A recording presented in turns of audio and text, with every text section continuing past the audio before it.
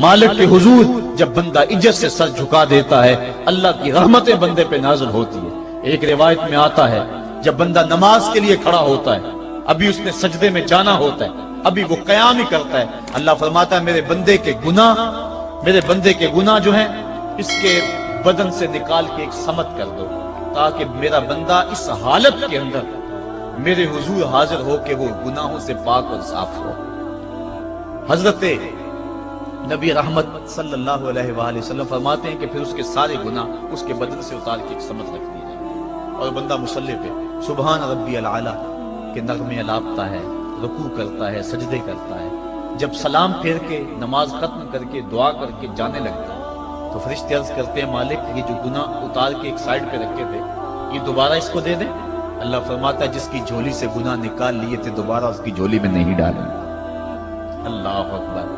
اور ایک روایت کے لفظ ہیں کہ جب بندہ نماز کے لیے کھڑا ہوتا ہے اس کے کندھوں کے اوپر سارے گناہ آ جاتے ہیں اور اس کے سر پہ اوپر گناہ آ جاتے ہیں۔ جب رکوع میں جاتا ہے تو کندھوں والے گناہ گر جاتے ہیں، اور جب بندہ سجدے میں سر رکھتا ہے تو اللہ تعالیٰ اس کے سارے گناہوں کو ختم کر دیتا ہے اور وہ بالکل پاک ہو جاتا ہے۔ حضرت سلیمان فارسی ایک دن ایک درخت کے نیچے کھڑے تھے، آپ نے درخت کی شاخ کو پکڑ کے جنبش دی، حرکت دی، موسم خزاں تھا، درخت کی شاخ کے سارے زرد پتے گر گئے۔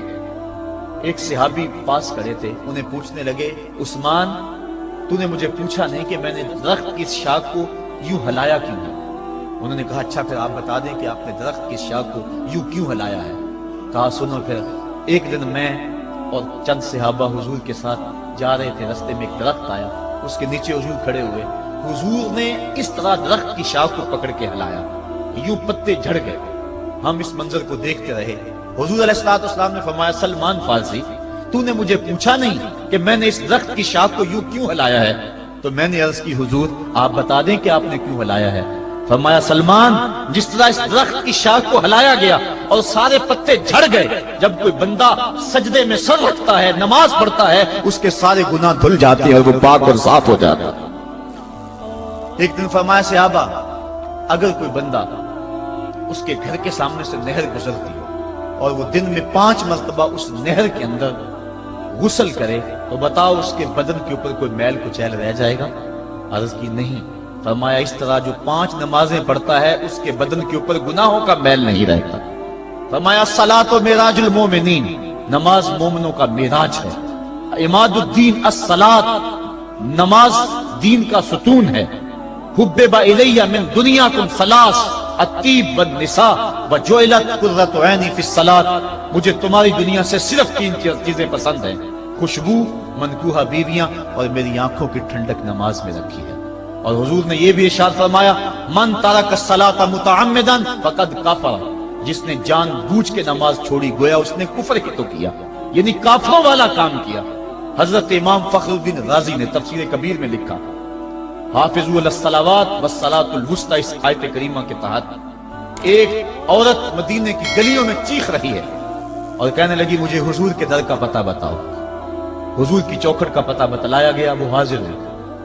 آقا کریم صلی اللہ علیہ وسلم کی خدمت میں عرض کی حضور میرا خامد سفر پہ گیا ہوا تھا اور میں نے اس کی عدم موجودگی کے اندر زنا کر لیا، حمل ٹھہر گیا اور جو بچہ پیدا ہوا میں نے مارے شرم کے اس بچے کو سرکے کے مرتبان میں ڈال دیا اور پھر اسی سرکے سے میں لوگوں کو فروخت کرتی رہی ہوں۔ اب جب کہ میرا ضمیر جاگا ہے میں آپ کی خدمت میں حاضر ہوئی، مجھے بتایا جائے کہ میرے گناہ کا بھی کوئی کفارہ ہے۔ حضور نے ارشاد فرمایا جو تو نے زنا کیا ہے اس کی سزا رجم ہے کیونکہ تو شادی شدہ ہے، اور جو تو نے بچے کو قتل کیا ہے قتل کی سزا قتل ہے، اور جو تو نے سرکہ بیچا ہے فقد ارتکبت کبیرہ، تو نے کبیرہ گناہ کیا ہے، اس کی سزا تو قیامت کے دن پائے گی۔ اس کے بعد حضور فرمایا ان تینوں گناہوں کی یہ سزا ہے، لیکن جس طرح تو گھبرائی ہوئی آئی تھی میں تو یہ سمجھا تھا شاید تیری نماز اثر قضا ہو گئی ہے۔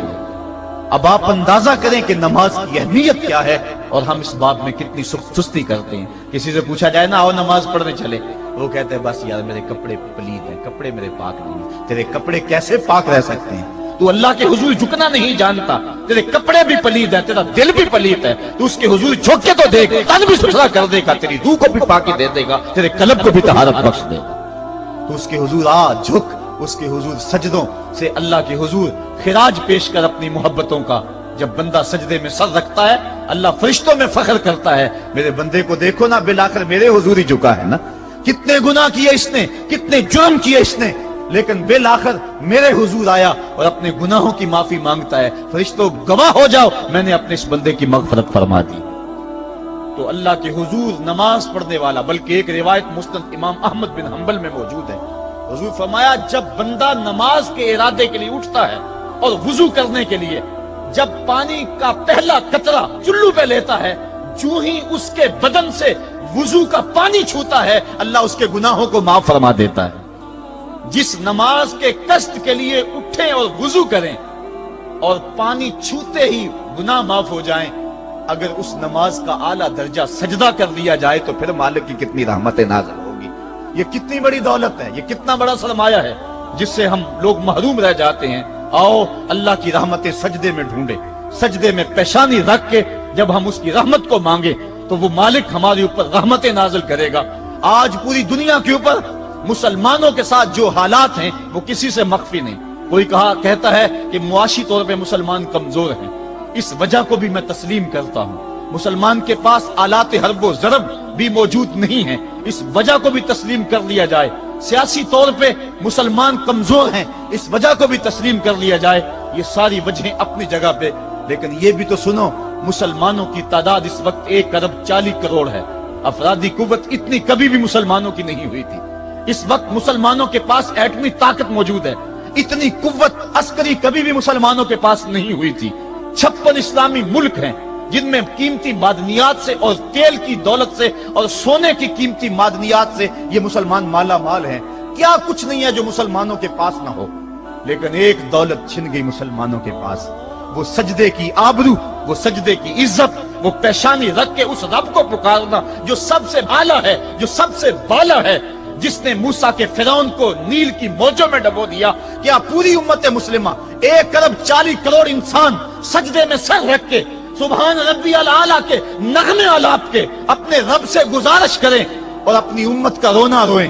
کشمیر میں لٹتی ہوئی جوانیاں اور کل قدس کے اندر بہتا ہوا خون، شبرغان سے لے کر کابل و قندھار تک اور موصل سے لے کر تقریب تک مسلمان کے اوپر جو ظلم و تشدد ہو رہے ہیں، اپنے رب کے حضور اس کا دکھڑا سنائیں اور اپنے مالک کو کہیں میرے مالک ہم لٹ گئے، ہم کٹ گئے، ہم پٹ گئے۔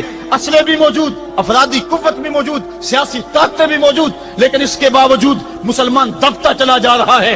اسی کشتی کو ہے خوف تلاطم صدحیف منہ موڑ دیے تھے جس نے بڑھتے ہوئے طوفانوں کے، جو 300 ہو کر جرأت اور وہ طاقت اور وہ عظیمت کی داستانیں رقم کرتے ہیں کہ مالک تو بھی اس دن کو یوم فرقان کہہ کے پکارتا ہے۔ آج وہ امت بیچ منجدار کے اس امت کی کشتی ہچکولے کھا رہی ہے۔ ہماری فریاد، ہمارا استغاثہ تیرے سے ہے، میرے مالک ہمارا کھویا ہوا وقار بحال کر دے اور اس امت کو اس مرتبہ کمال تک پہنچا دے جس مرتبہ کمال تک یہ امت پہلے پہنچی تھی، اور ان کا کھویا ہوا وقار بحال کر دیا جائے۔ آج بھی ہم اگر سجدوں سے اپنے رب کو منا لیں اور وہ روٹھا ہوا رب آج بھی ہماری مدد کے لیے آ جائے تو پھر کوئی قوت، کوئی طاقت ہمیں نہیں لتاڑ سکتی۔